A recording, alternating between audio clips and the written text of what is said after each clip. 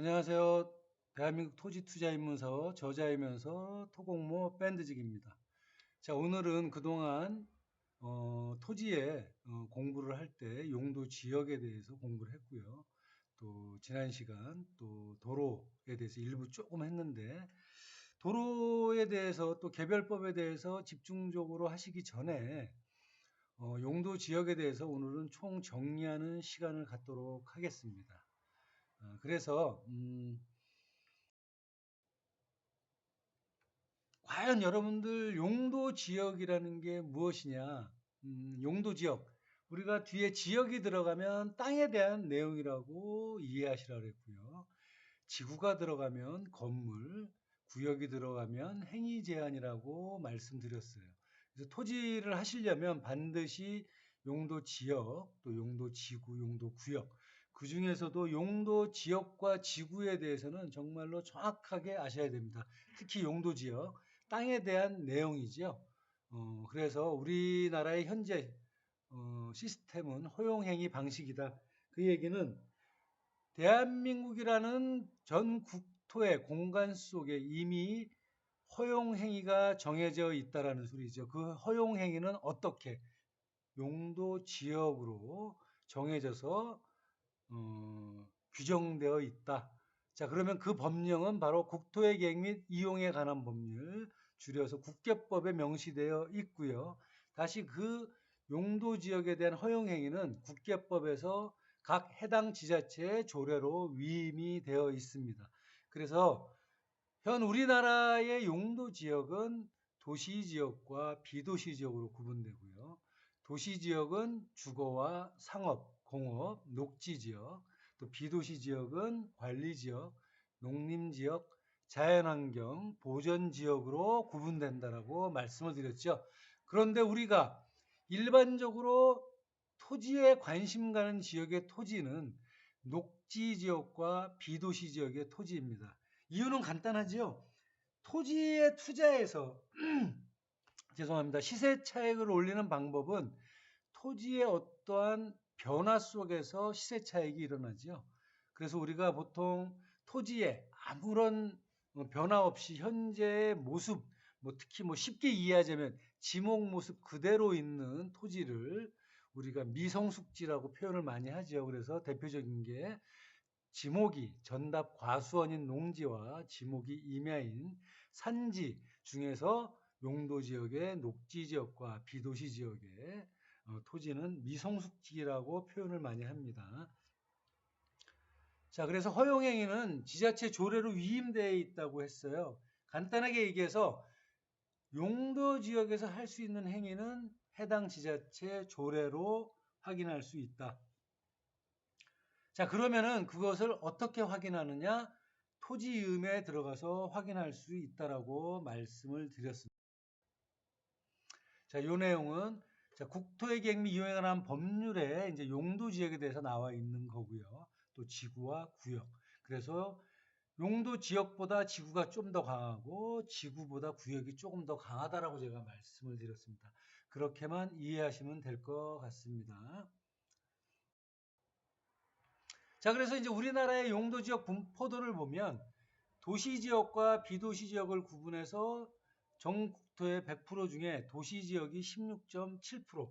물론 여기에는 녹지 지역이 포함되어 있습니다. 그래서 실제로 주거, 상업, 공업 지역에 개발이 되어 있는 지역은 별로 안 돼요.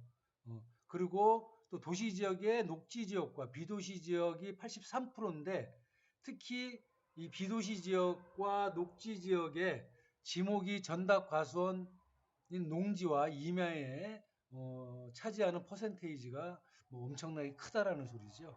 그래서 우리가 이 용도 지역에 대해서 반드시 공부를 해야 되고 그 중에서도 제일 많은 지목인 농지와 산지에 대한 개별법에 대해서는 반드시 공부를 해야 된다라고 제가 말씀을 드렸습니다. 왜냐하면 그런 개별법에 대한 내용을 숙지하고 공부하고 충분히 이해한 다음에 기반시설, 도로에 대해서 접목을 해서 다 분석을 할 수 있다는 소리죠. 특히 비도시 지역의 면 지역은 기반시설이 상당히 부족하죠. 그래서 건축 인허가 시에 도로 문제에 대해서 분쟁이 엄청납니다. 사실 국가에서 국민들 우리들이 사는 기반시설은 해줘야 될 의무가 있는데 지금 비도시 지역은 인허가를 받을 시에 개발행위 부서에서 나와 있어요. 개발행위 법령에 기반시설을 허가 신청자가 하는 조건으로 허가를 내주고 있다는 소리죠. 그래서 그런 부분이 있기 때문에 반드시 공부는 필수로 하셔야 된다라고 제가 말씀을 드렸습니다. 그래서 우리가 이제 토지 이용 계획 확인서를 열람해 보면 이렇게 이제 소재지가 나오고 지목이 나오고 이제 면적이 나오죠. 그래서 맨 처음에 나오는 게 토지 이용 계획 확인서를 확인해 보면 이렇게 처음에 국토의 계획 및 이용에 관한 법률에 대한 용도 지역과 지구가 나오고요. 기타 다른 법령, 또 토지 이용 규제법 요 세 개가 나오고 밑에 이제 도면이 나옵니다. 그래서 처음에 나오는 거는 국계법상 용도 지역이 나오고 법정 도로에 대한 내용이 나온다라고 제가 말씀을 드렸고요.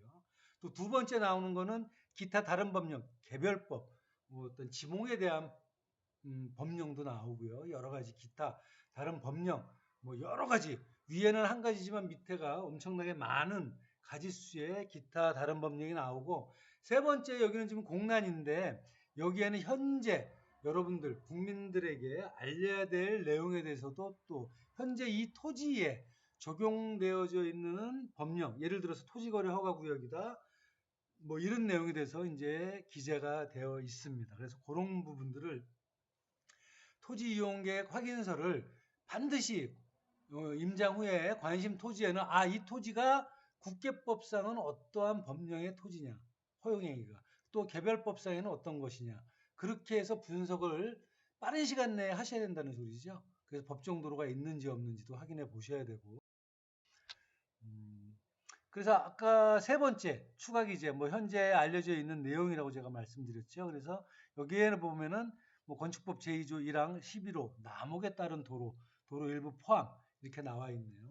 이 내용은 건축법상 도로 공부할 때 또 나오겠지만 건축법상 도로란 제2조에 나오죠. 가와 나와 사람과 자동차가 통행할 수 있는 보행과 통행할 수 있는 너비 4m 이상의 도로를 말하는 거고요. 거기에서 다시 가와 가는 법정 도로를 얘기하는 거고 나는 허가권자가 지정 공고한 도로라는 소리입니다. 즉 이 도로는 건축법상 도로라는 얘기이죠. 그렇게 이해를 하시면 되겠습니다. 그래서 여기도 마찬가지죠. 여기는 국계법상 도시지역이구나. 그 중에서 중공업지역이겠구나. 도로에 접해 있구나. 법정도로에 접해 있다라는 소리죠. 그리고 기타 다른 법령은 뭐 장애물에 대한 구역, 뭐 가로높이 제한 지역 이런 거를 이해하실 때도요. 뒤에 지역이 들어가면 땅에 대한 내용이고요. 구역이 들어가면 행위 제한에 대한 내용이고요. 여기 다 행위 제한이죠. 그래서 과밀 억제 권역이고 수도권 정비법에 들어가 있는 거죠.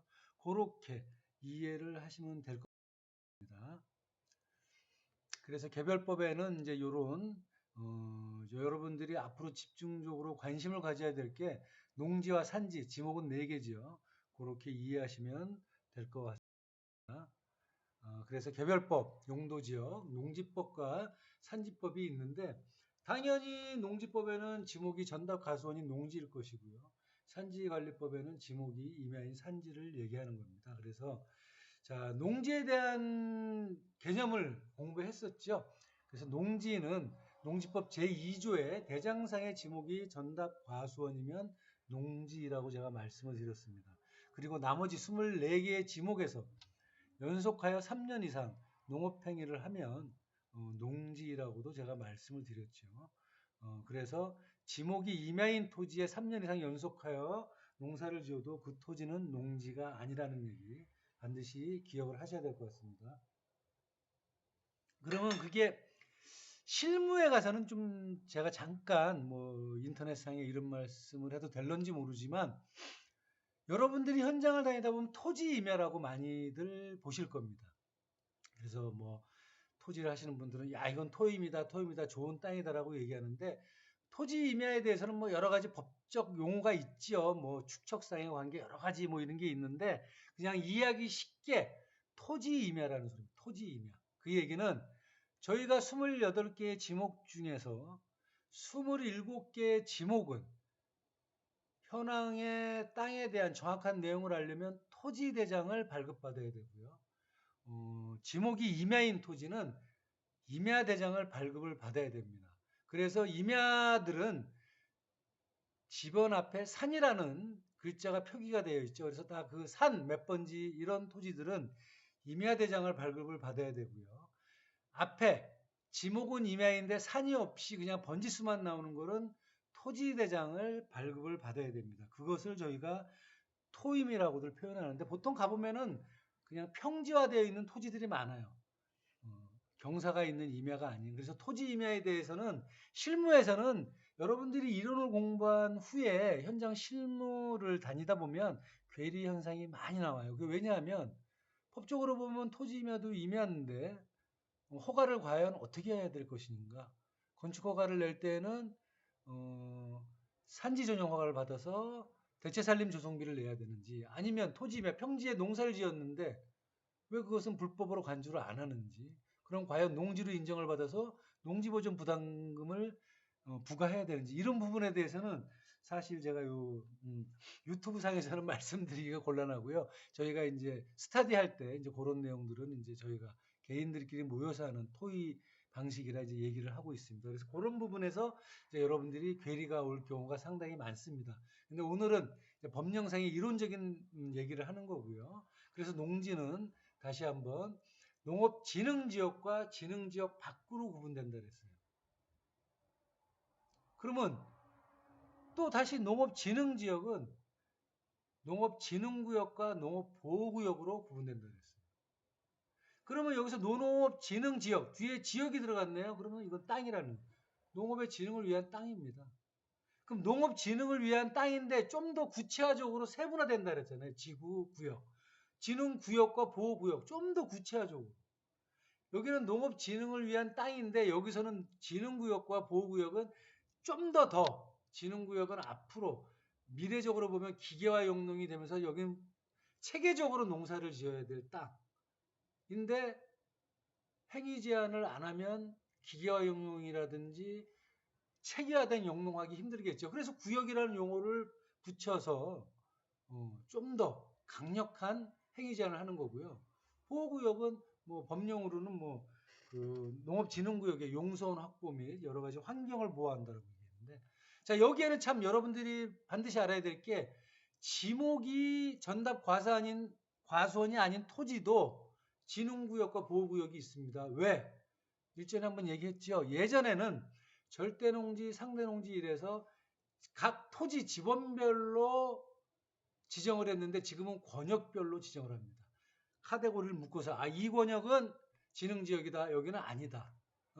그래서 지목이 반드시 농지가 아니라도 지정이 될 수가 있다라는 소리죠. 권역으로. 그래서 그런 것들 여러분들이 참고를 해주시고, 그래서 농지법을 보시면 농지법 32조에 이렇게 또 개별법의 허용행위인 농업진흥지역에서 할 수 있는 행위, 그래서 진흥구역에서 할 수 있는 행위, 보호구역에서 할 수 있는 행위를 따로 규정해 놨다라는 소리죠. 그래서 이 농지에 따라 다 차등 적용됩니다. 똑같은 농지에 적용되는 게 아니고요.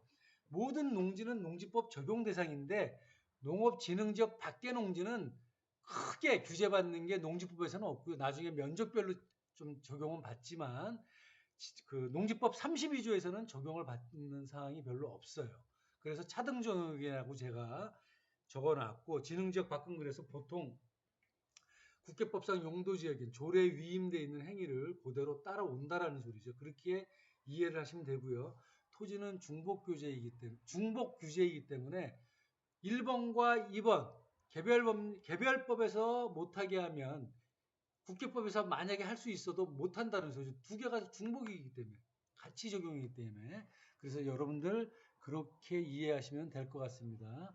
그래서 오늘 여기까지 복습을 하시고 다음에 한 번 더 복습하는 시간을 통해서 정리하는 걸로 하겠습니다.